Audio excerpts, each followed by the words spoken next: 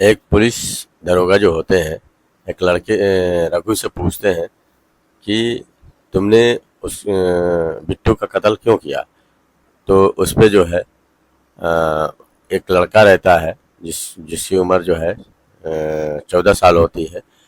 वो तुरंत अपाक आके कहता है कि मेरे पिता ने तो बिट्टू के ऊपर केवल 2 ही चाकू से वार किया था, बाकी वार तो मैंने किया था। मैंने उसका गला काटा था और गला काटने के बाद जो है उसके गुप्तांग काटे थे और गुप्तांग काट के जो है उसके टुकड़े टुकड़े करके बाथरूम में हम दोनों लोगों ने उसको दफना दिया था। तो उसको जो है बुरी तरीके से काटा है। तो इस पर जो है दरोगा जो होते हैं ललित कुमार, वो सुन के हैरान हो जाते हैं कि ये छोटा बच्चा क्या बोल रहा है और ये कैसे इतना गंभीर हो गया है, इस तरीके से जो है उसका कत्ल बिट्टू का किया है। ये सुनकर बहुत ही हैरान हो जाता है कि इतनी बड़ी वारदात ये बच्चा और ये दोनों मिलके कैसे इतनी बड़ी घटना कर सकते हैं, इसके पीछे कोई ना कोई राज जरूर है। तो ये सुनकर जो है आप लोग के पैरों तले जमीन खिसक जाएगी कि ये छोटा बच्चा इतनी बड़ी बात कैसे बोल रहा है। भाई दोस्तों, आप लोग को कहानी विस्तार पूर्वक सुनाता हूँ। आप लोग को कहानी अच्छी लगे तो लाइक शेयर कमेंट जरूर करिएगा और सब्सक्राइब जरूर कर दीजिएगा। ये दोस्तों उत्तर प्रदेश के एक मुजफ्फरनगर भगौली गांव की एक घटना है। इसमें रघु होते हैं, उनके एक लड़का और एक लड़की होती है। लड़के के नाम जो है कृष्ण होता है और उसकी उम्र 14 साल होती है। और एक उनकी बेटी होती है जिसकी उम्र जो है 18 साल होती है और उसका नाम निर्मला होता है। ये सब जो है बड़े प्यार से रहते थे और उनका जीवन अच्छे से कट रहा था और लगभग सब कुछ अच्छा था, संपन्न था।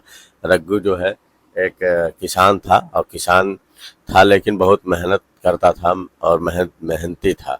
तो सबसे बड़ी बात यह है कि जो उनका लड़का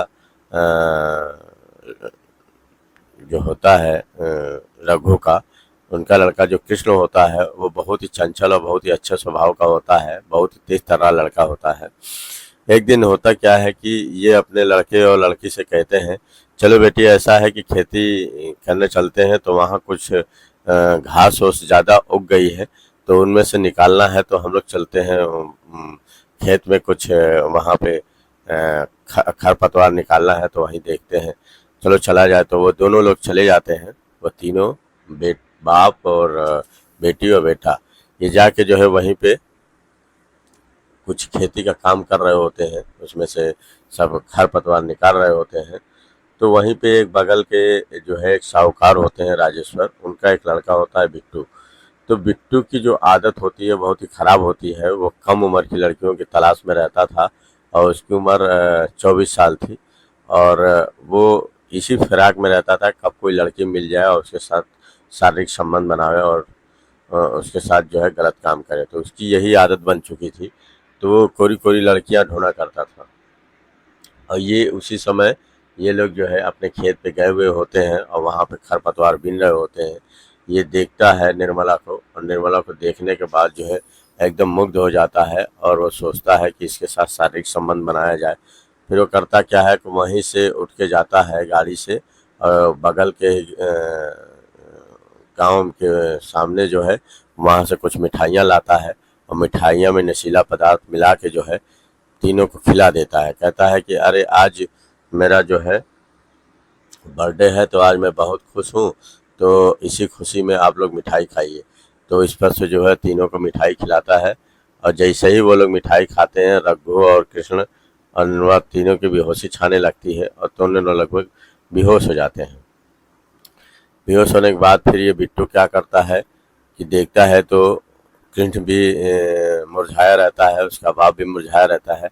वो भी वहीं पे निर्मला को उठाता है और उठाने के बाद अपने ट्यूबवेल पे ले जाता है और ट्यूबवेल पे ले जाने के बाद उसके एक एक कपड़े को निकालता है और निकालने के बाद उससे पूरी तरीके से शारीरिक संबंध बनाता है और शारीरिक संबंध बनाने के बाद जो है उसके कपड़े उसी तरीके से पहना के और धीरे से निकल जाता है। बाद में इसके पिता जो है जो रघु होते हैं वो इधर उधर ढूंढते हैं कि आखिर निर्मला गई किधर। कुछ देर बाद होश आता है तो उनको समझ में नहीं आता कि निर्मला गई किधर। तो ये लोग काफ़ी ढूंढते हैं, ढूंढते ढूंढते जब पहुंचते हैं तो देखते हैं कि एक बगल की झोपड़ी होती है और झोपड़ी में ही उनकी बहन तस्त व्यस्त अवस्था में पड़ी हुई है। तो और उसको उठाते हैं, कहते हैं रघु कि क्या हुआ बेटी, क्या हुआ, तुम्हें ऐसे क्या परेशानी हो गई। तो कुछ बोल नहीं पाती क्योंकि उसे पता ही नहीं चलता है कि उसके साथ क्या हुआ है, क्योंकि वो नशे की हालत में थी और उससे वो शारीरिक संबंध बनाया था बिट्टू। तो इस पर जो है कुछ बोलती नहीं है। फिर ये लोग क्या करते हैं, खेत से आते हैं, आने के बाद घर चले आते हैं और घर आने के बाद जो है फिर वो पढ़ने चली जाती है निर्मला, और बिट्टू वो जो कृष्णा होता है वो भी पढ़ने चला जाता है। तो इसी तरीके से कुछ समय बीतते हैं और फिर इन लोगों को पता नहीं चलता है कि आखिर इनके साथ क्या हुआ है। जब 3 महीने का समय बीत जाता है तो बीतने के बाद एक दिन जो है निर्मला की काफ़ी उल्टी होने लगती है। जब काफ़ी उल्टी होने लगती है तो इनको समझ में नहीं आता है कि आखिर ये उल्टियाँ कैसे कर रही है। तो वो क्या करते हैं, सोचते हैं रघु की इसकी तबीयत कुछ ज़्यादा गड़बड़ है, हो सकता है कि अपच हो गया होगा या कुछ परेशानी हुई होगी, पेट में दर्द है। वो जाके जो है एक डॉक्टर को दिखाते हैं और डॉक्टर जब देखता है तो देख के हैरान हो जाता है। हैरान होने के बाद वो कहता है कि ये तो 2 महीने की प्रेग्नेंट है। इस बात से जो है रघु की पैरों तले जमीन खिसक जाती है कि इतना बड़ा कांड मेरी लड़की कैसे कर सकती है। ये तो कभी बाहर निकलती ही नहीं है और सर्व संकोच में ज़्यादा रहती है। तो इसके साथ लगता है किसी ने कोई गलत काम किया है, क्योंकि इतना बड़ा जो है गलत काम जो है ये खुद ही बताएगी कि इसने क्या किया है। तो उससे पूछते हैं कि बेटी सही सही बताओ कि तुमने किसी से गलत काम किया है। तो उसको याद नहीं आता है। वो कहता है नहीं, कहती है नहीं, मैंने किसी के साथ पापा गलत काम नहीं किया है, मैं इस रास्ते पे हूँ नहीं। फिर उसको एक दिन याद आता है कि मेरे साथ आज से 3 महीना पहले की बात है, मेरे साथ कुछ गलत कांड हुआ था, इसी वजह से मैं उठ नहीं पा रही थी और लेकिन मुझे लग रहा था कुछ हुआ है मेरे साथ। तो वो लोग तपाक से जान जाते हैं कि उस दिन जो है मिठाई हमको यही बिट्टू खिलाया था और उसमें जो है कुछ जहरीला पदार्थ था, जिससे जो है हम लोग तीनों जो है बेहोशी की हालत में हो गए थे। तो उसी में ये मिली नहीं थी निर्मला, ये कहीं आगे जाके एक झोपड़ी में मिलती है। तो इसके कपड़े भी अस्त व्यस्त होते हैं।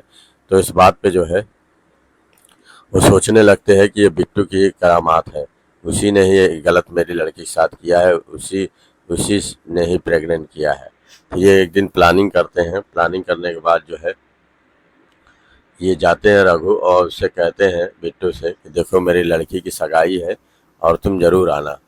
तो वो जब जानता है बिट्टू, तो जानता ही है कि मैंने इसके साथ सेक्स किया है और बहुत ही अच्छी लगती है। तो फिर वो कहता है मैं ज़रूर आऊँगा, आपके घर ज़रूर आऊँगा, आपने बुलाया है तो आऊँगा ज़रूर। फिर वो एक दूसरे दिन जो उसकी लड़की की जो सगाई होने वाली होती है उसी टाइम ये बिट्टू आता है। आने के बाद जो है बिट्टू को चाय दिया जाता है और चाय में ये लोग जो है नशीला पदार्थ मिलाए रहते हैं। और जैसे ही बिट्टू चाय पीता है तो उसे होश ही नहीं रहता है कि उसको जो है क्या हो रहा है। फिर वो बेहोशी की हालत में गिर जाता है और गिरने के बाद जो है बिट्टू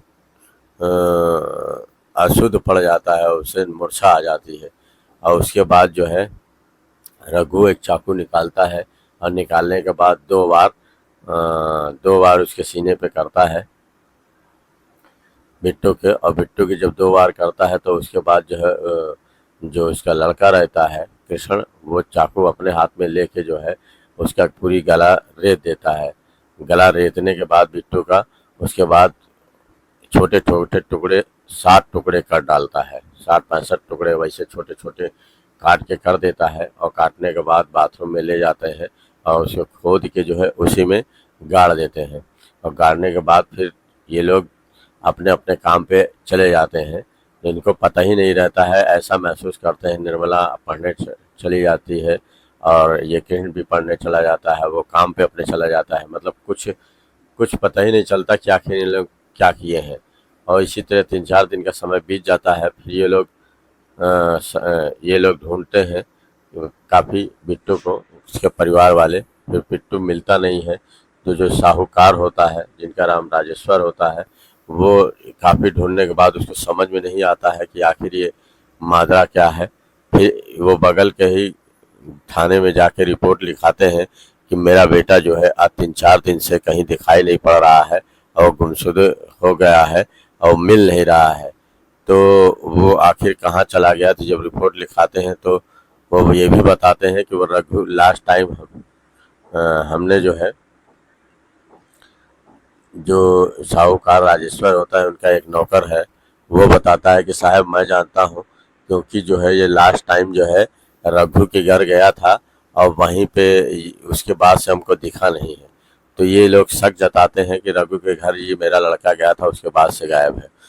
तो पुलिस जो है तुरंत आनन फानन में जाती है, रिपोर्ट लिखती है और रघु को पकड़ लेती है। और रघु को जब पकड़ लेती है तो उससे पूछताछ करती है कि आखिर तुमने उसके लड़के को मारा है, बिट्टू को? तो कहता है नहीं साहब, हमने नहीं मारा है।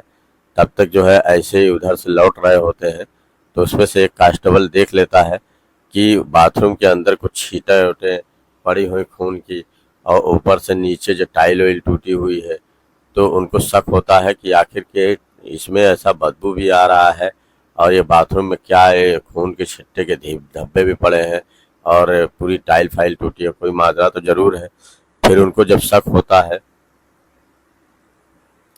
ललित कुमार जी को जब शक होता है तो क्या करते हैं, पूरी बाथरूम की खुदाई करवाते हैं और खुदाई करने के बाद उसमें से जब एक एक टुकड़े निकलने लगते हैं तो उनको समझ में आ जाता है कि ये लगता है कि ये बिट्टू की ही लाश है। और जब निकालते हैं तो एक एक टुकड़े होते हैं, उससे उनके पिता जो है उस नीचे एक अंगूठी होती है, उससे पता जान जाते हैं राजेश्वर जी कि ये मेरे लड़के की ही डेड बॉडी है और इसको किसी यहीं पे दफनाया गया है। तो पुलिस को जो है जब पूरी तरीके से शक जब रघु के ऊपर जाता है तो रघु को जब मारते पीटते हैं तो रघु जो है तुरंत कबूल देता है। कहता है साहब मैंने इसको जो है 2 ही चाकू मारे थे। तो उस पर से वो लड़का जब आता है, जो कृष्ण होता है जिसकी उम्र 14 साल होती है, वो तुरंत कहता है कि मेरे पिता ने तो उससे 2 ही मारा था, मैंने उससे जो है कम से कम जो है 70 से 80 वार किए और उसको छोटे छोटे टुकड़े काट के, उसके गुप्तांग काट के जो है हम पूरे टुकड़ा करके हम लोग जो है बाथरूम में ले जाके बंद कर दिए हैं और उसको जो है पूरी तरीके से ढक दिए हैं लाश को, और कि कोई जान ना पाए। तो इस पर जो पुलिस सुन के हैरान और दंग हो जाती है कि ये लड़का क्या बात बोल रहा है, इतनी बड़ी बात ये लड़का कैसे कर दिया है। तो लड़के से पूछते हैं कि ये तुमने ऐसा कदम क्यों उठाया। तो लड़का कहता है कि सर इंस्पेक्टर साहब, ये बिट्टू ने आज से 3 महीने पहले जो है हम लोगों को मिठाई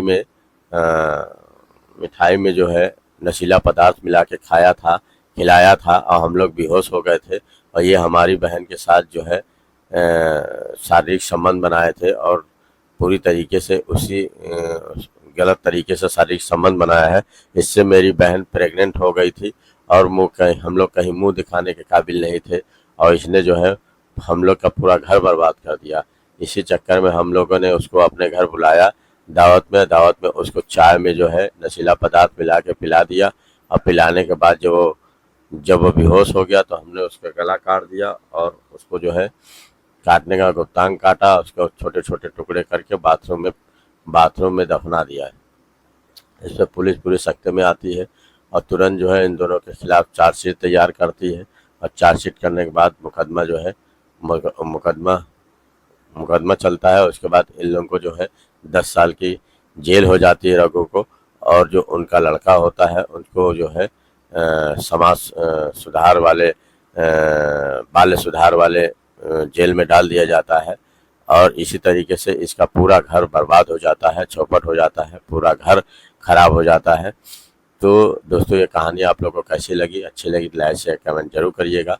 वैसे हमारे हिसाब से ये तो दोस्तों बहुत ही गलत है, क्योंकि जो है अगर कोई बुरा करता है तो उसका नतीजा बुरा ही होता है, लाख वो अच्छा हो, लाख पैसे वाला हो, लेकिन अगर गलती करता है तो उसकी भरपाई तो उसे करनी ही पड़ती है।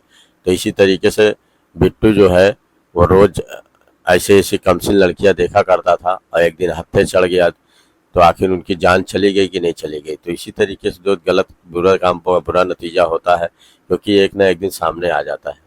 तो ये कहानी अगर अच्छी लगी तो लाइक शेयर कमेंट करिएगा। आप लोग बताइए कहानी आप लोग कैसी लगी। धन्यवाद दोस्तों।